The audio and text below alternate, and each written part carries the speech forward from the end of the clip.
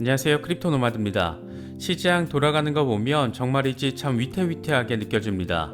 이번에도 지난달 상황과 비슷하게 연준의 금리 발표 직후에 랠리를 벌이다가 하루 뒤에 긴축 발작을 일으키는 모습을 증시와 비트코인 모두 확인해주고 있습니다.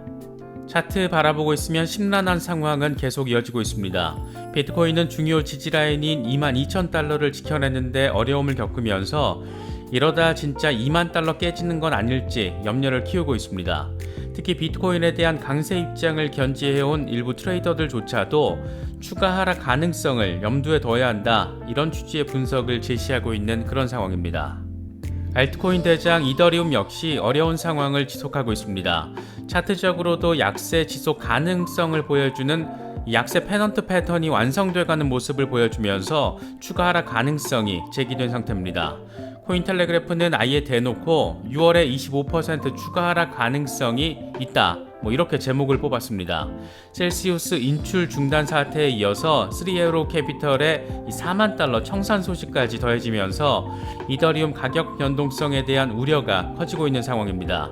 이 같은 상황 속에서도 이더리움 황소들은 최근 디패깅으로 논란이 되고 있는 ST 이더를 사모으면서 일종의 차익거래 기회로 활용하고 있는 것으로 나타났습니다. 이게 위기일지 기회일지 머지않아 시간이 입증해 줄 것으로 보입니다. 지금 투자시장 전반이 흔들리는 것은 글로벌 거시경제 위기 상황 때문인데, 이와 관련해서 7월 전후 시점부터 의미 있는 반전의 계기들이 만들어질 수 있다는 점 앞선 영상에서 짚어봤습니다. 여기에 분위기 반전을 기대하게 만드는 요인 하나가 더 추가가 됐는데, 바이든 대통령과 시진핑 주석이 7월에 전화회담을 갖게 될 가능성이 높아졌다는 소식입니다. 지금 미국이 인플레이션 완화를 기대하면서 만지작거리고 있는 몇 가지 카드들이 죄다 중국과 직간접적으로 연계된 사안들이다 보니까 어쩌면 두 정상의 직접 대화를 통해서 의미 있는 결과물들이 한꺼번에 나올 수도 있지 않을까 기대감이 커지고 있습니다. 시장은 참 많이 어수선하지만 앞으로의 비전을 바라볼 때 의미 있는 소식들은 계속 이어지고 있습니다. 미국 재무장관은 은행 임원들과 만나서 암호화폐에 대해서 논의하기로 했고, 이스라엘 중앙은행은 CBDC 타당성 조사에 나섰습니다. 러시아의 국영 석유 회사는 유전을 활용한 암호화폐 채굴 시설을 개발하기로 했습니다. 시세는 어려워도 앞으로의 상황을 바라보면 긍정적인 해석이 가능한 이슈들 속속 하루같이 매일같이 더해지고 있는 상황이기도 합니다. 지금 돌아가는 전반적인 상황을 보면 비트코인이든 증시든 단기간에 갑자기 미친 척 랠리를 벌일 가능성은 그렇게 높진 않은 것 같습니다. 그만큼 너무 많은 요인들이 복합적으로 지금 시장을 압박하고 있기 때문입니다. 그래서 하나하나 진행되고 있거나 진행될 것으로 예상되는 사안들을 쫓아가면서 이 상황을 예측하고 대비하는 것이 지금 우리가 할 수 있는 최선이 아닐까 생각됩니다. 여러 소식들 잘 참고하실 수 있으면 좋겠습니다. 본격적인 시작에 앞서서 좋아요와 구독 또 알림 설정 꼭 부탁드리겠습니다. 영상 제작에 아주 큰 도움 된다는 말씀 함께 드립니다. 그럼 시작하겠습니다. 비트코인은 단기적으로는 최악의 상황을 보게 될지도 모른다라는 우려가 커진 상황입니다. 인정하고 싶진 않지만 비트코인 역사에서 가장 중요한 지지라인으로 꼽히는 200주 이동평균, 이 22,000달러 이미 뚫린 상태이고, 지금 2만 달러 사수를 놓고 황소와 곰의 세대결이 꽤 치열하게 진행되고 있는 상황입니다. 공포 탐욕 지수는 하루 전보다 2포인트 오른 9를 기록하면서 극단적인 공포 단계가 이어지고 있습니다. 비트코인 도미넌스는 소폭 하락해서 45% 주변에서 여전히 횡보하고 있는 상황입니다. 도미넌스가 크게 오르고 빠지는 상황만 봐도 참 멀미가 날 것 같은 모습입니다. 비트코인의 흐름과 관련해서 코인데스크는 다소 부정적인 전망에 조금 더 무게를 실었습니다. 코인데스크는 지난 5월 상황과 마찬가지로 이번에도 연준의 금리 발표 이후에 안도 랠리를 벌이다가 하루 만에 상승분을 반납한 상황을 언급했습니다. 그러면서 잠재적으로 대규모 청산을 유발할 수 있는 임계값 지점 2만 달러에 근접한 상황이다. 낙관적인 감정은 없고 유동성이 악화되고 있는 만큼 아직 바닥이 아닐 가능성도 있다라고 진단했습니다. 추가 후퇴 가능성도 여전히 있다라는 겁니다. 반면 코인텔레그래프는 좀 더 다른 부분에 방점을 찍었습니다. 오히려 지금의 약세장이 비트코인의 미래에 있어서 더 좋은 기회가 될 수 있다라는 겁니다. 코인텔레그래프는 암호화폐 시장은 2018년 이후에 현재 가장 중요한 순간 가운데 하나를 경험하고 있고 올해 초부터 1조 달러 이상의 가치를 상실한 상태다. 하지만 업계에서는 최근의 약세장이 실제로는 비트코인에게 좋고 암호화폐 산업이 건강하다라는 것을 보여준다라고 반복적으로 이야기하고 있다. 실제로 훌륭한 제품과 서비스를 구축할 공간이 생기면서 투기와 사기를 제거하고 있기 때문이다. 이렇게 진단을 했습니다. 그러면서 트레저 비트코인의 분석가 멘트를 인용하면서 현재의 상황은 장기적으로 비트코인에 좋을 것이고 레버리지와 사기, 부정직한 기관으로부터 시장을 정화시키고 있다. 이렇게 분석을 했습니다. 이어서 시장의 빌더는 방해를 덜 받고 빠른 VC의 자금 조달과 유동성 확보에만 급급했던 가짜 프로젝트 설립자들이 이전처럼 빠르게 사라지고 있다. 진짜 비트코인 빌더들은 모든 헛소리들이 사라졌을 때 오히려 기뻐하게 된다. 이렇게 덧붙였습니다. 시장이 더 성숙하기 위해서 지금 같은 시기를 거쳐야 하고 그래야 암호화폐 서비스의 품질이 보장되면서 동시에 안정성과 보안이 더 중요해질 수 있다는 겁니다. 모든 것이 동전의 양면이라는 점, 새삼 느끼게 되는 분석이 아니었나 생각이 듭니다. 지금의 상황이 이런 비전적인 측면에서는 의미가 있을 수 있지만 일단의 단기적인 흐름과 관련한 전망은 다소 부정적인 측면이 우세한 모습입니다. 먼저 익명의 분석가 크립토 카포의 경우에는 현재 비트코인은 2만 달러 사수에 주력하고 있지만 매수세가 점차 약해지고 있는 상황이다. 만약 지금의 지지라인이 깨질 경우에 16,000달러에서 18,000달러 사이가 좋은 지지 구간이 될 것이다. 그래서 나는 이 구간에서 약간의 비트코인과 이더리움에 베팅을 할 것이다. 이렇게 추가 후퇴 가능성을 언급했습니다. 또 다른 분석가 머스타슈의 경우에는 많은 사람들이 내게 비트코인에 대한 최악의 시나리오가 뭔지를 묻고 있다. 지금의 상황을 보면 2020년 코비드 충격 때와 비슷해 보이는데 아마도 이번에는 17,000달러까지도 가능성이 있어 보인다. 하지만 19,500달러가 강력한 지지라인으로 역할을 할 것이라서 우리는 먼저 이 구간이 지켜지는지부터 바라봐야 한다라고 설명했습니다. 함께 공유한 차트를 보면 만약 추가 후퇴가 발생하더라도 7월을 거치면서 내년 상반기까지 8만 달러를 뚫는 반등 랠리가 이어질 것이라는 점이 함께 표시가 되어 있습니다.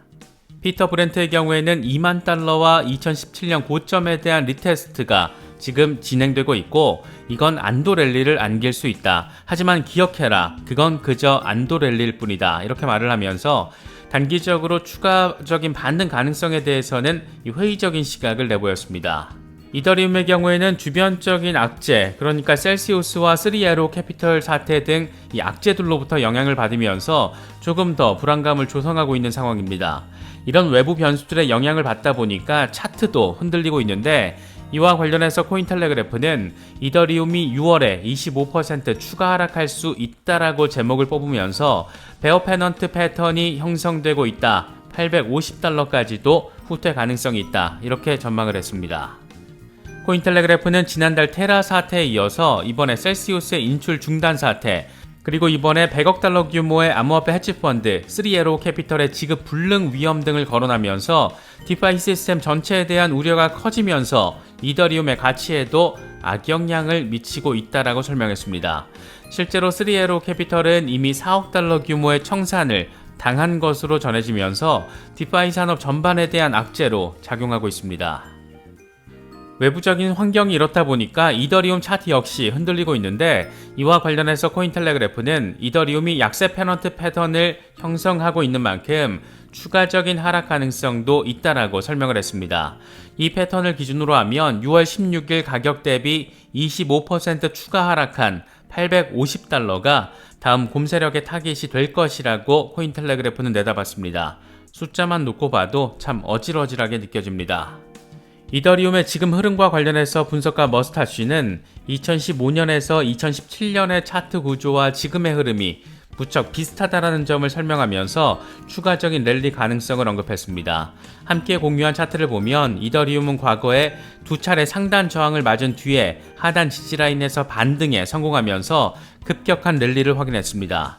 지금의 상황이 두 차례 상단 저항을 맞고 지금 하단 지지를 테스트하고 있는 만큼 이게 성공하면 급격한 랠리로 이어질 수 있다. 지금 이런 점을 강조하고 있는 겁니다. 이더리움의 단기적인 흐름과 관련해서 라케시 우페드히에는 이더리움 황소는 현재 심리적인 수준인 $1000 방어에 온 힘을 쏟고 있는 상황이다라고 진단했습니다.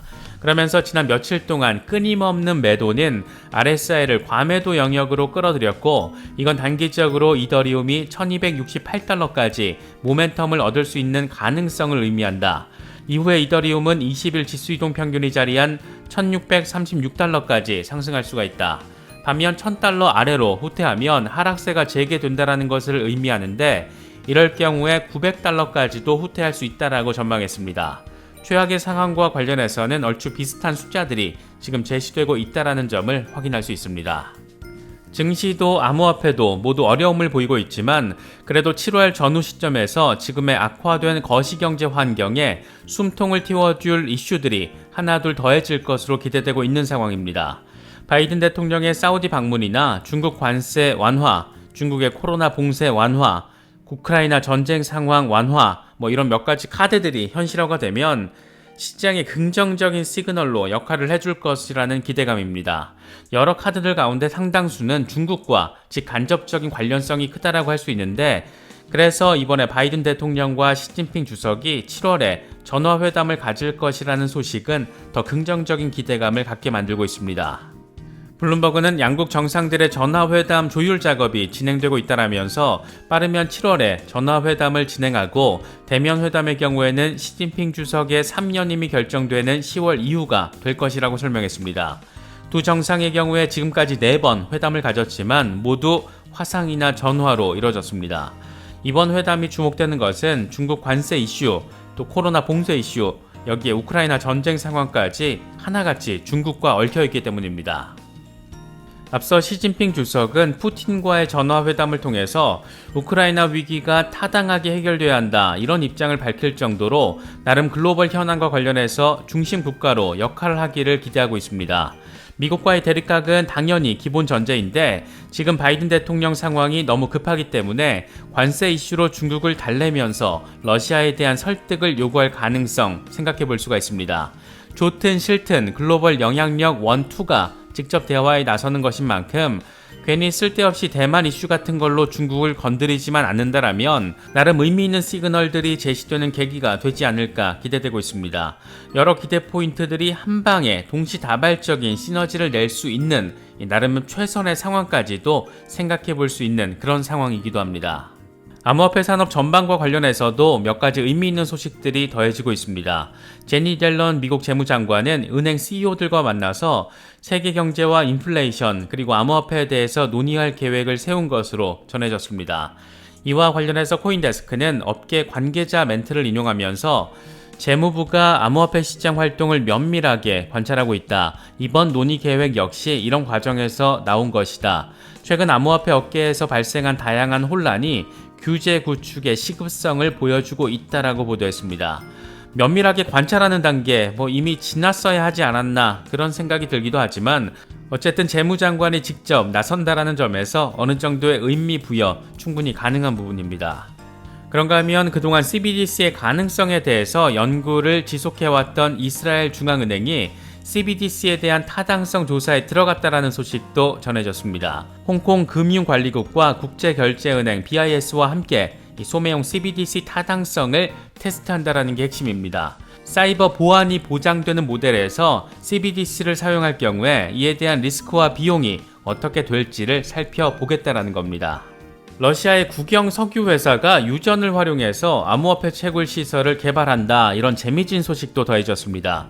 가즈프롬이 채굴 호스팅 기업 비트리버와 파트너십을 체결하고 유전을 활용해서 암호화폐 채굴 시설을 개발하기로 했습니다.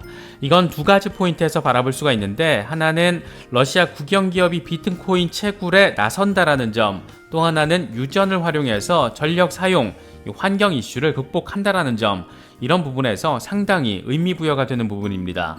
이런 거 보면 지금 미국을 제외하고 여러 글로벌 강대국들 꽤나 적극적이고 또 진취적으로 각자의 상황과 전략에 맞춰서 암호화폐와 블록체인 산업에 접근하고 있다는 점도 새삼 강하게 느낄 수 있는 것 같습니다. 많은 소식들이 전해지고 있습니다. 시장 상황은 불안하고 답답하지만 여러 긍정적인 포인트들도 제시되고 있는 만큼 이런 부분들 잘 참고하실 수 있으면 좋겠습니다. 이번에 준비한 영상은 여기까지입니다. 영상이 도움이 되셨다면 좋아요와 구독 또 알림 설정 꼭 부탁드리겠습니다. 영상 제작에 아주 큰 도움 된다는 말씀 함께 드립니다. 언제나 성투하시기를 기원하겠습니다. 시청해주셔서 감사합니다. 지금까지 크립토 노마드였습니다.